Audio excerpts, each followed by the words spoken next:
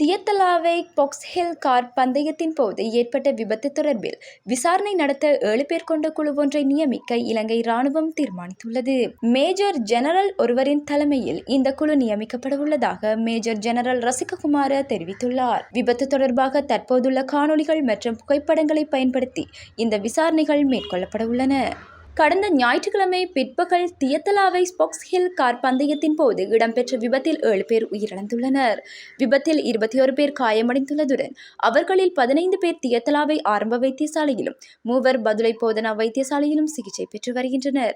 பாதுகாப்பு மண்மேட்டின் மீது நின்று போட்டியை பார்வையாளர்கள் பார்த்துக் கொண்டிருந்த போது கார் ஒன்று தடம் புரண்டதில் விபத்து ஏற்பட்டதாக ராணுவம் தெரிவித்துள்ளது. எவ்வாறாயினும் இந்த விபத்து தொடர்பில் 2 பந்தய கார் சாரதிகள் நேற்று கைது செய்யப்பட்டுள்ளதுடன் அவர்களை ஏப்ரல் 30 வரை விளக்கமறியலில் வைக்க பண்டாரவளை நீதவான் நீதிமன்றம் உத்தரவிட்டுள்ளது. 2024 ஆண்டிற்கான முதல் பாடசாலை தவணையின் 2ஆம் கட்டம் நாளை ஆரம்பமாக உள்ளதோடு மே 6 முடிவடைவதாக தெரிவிக்கப்படுகிறது. அதேவேளை 2024 ஆண்டின் 2ஆம் பாடசாலை தவணை 2024 ஆண்டின் 2ஆம் தவணை மே மாதம் 20 ஆரம்பிக்கப்பட உள்ளதாக கல்வி அமைச்சு தெரிவித்துள்ளது. அத்தோடு நாடு முழுவதும் 2023 கல்வி பொது தராதர சாதாரண தர பரீட்சை 6ஆம் தேதி ஆரம்பமாகி 15ஆம் தேதி வரை நடைபெறவுள்ளது.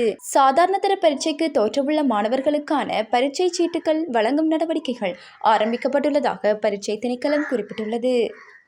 சமீப நாட்களாக இலங்கைக்கு வரும் வெளிநாட்டு சுற்றுலா பயணிகள் நாட்டு மக்களால் ஏமாற்றப்படும் சம்பவம் அதிகரித்து வருகின்றன.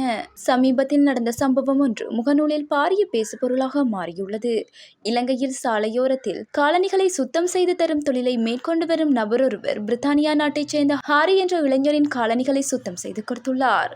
அதற்கான கூலியை குறித்த வெளிநாட்டவர் அவரிடம் கேட்டபோது குறித்த நபர் 3000 ரூபாய் என கூறியுள்ளார். இதனை கேட்டு அதிர்ச்சியடைந்த வெளிநாட்டவர் சிறிது நேரம் அந்த காலணி கடையின் உரிமையாளரிடம் பேசி 1000 ரூபாவை கொடுத்துவிட்டு வந்துள்ளார். குறித்த நபரின் மோசடி செயலை முகநூலில் பார்த்த இலங்கையர்கள் பலர் வெளிநாட்டவரிடம் மன்னிப்பு கோரியதுடன் குறித்த வியாபாரியின் செயலுக்காக வருந்துவதாக தங்களின் கருத்துக்களை பகிர்ந்து வருகின்றனர். மூவருக்கு இடையில் ஏற்பட்ட மோதலில் ஒரு பிள்ளையின் தந்தை ஒருவர் கூறிய ஆயுதத்தால் தாக்கி கொல்லப்பட்டுள்ளதாக மின்னேரியா போலீசார் தெரிவித்துள்ளனர்.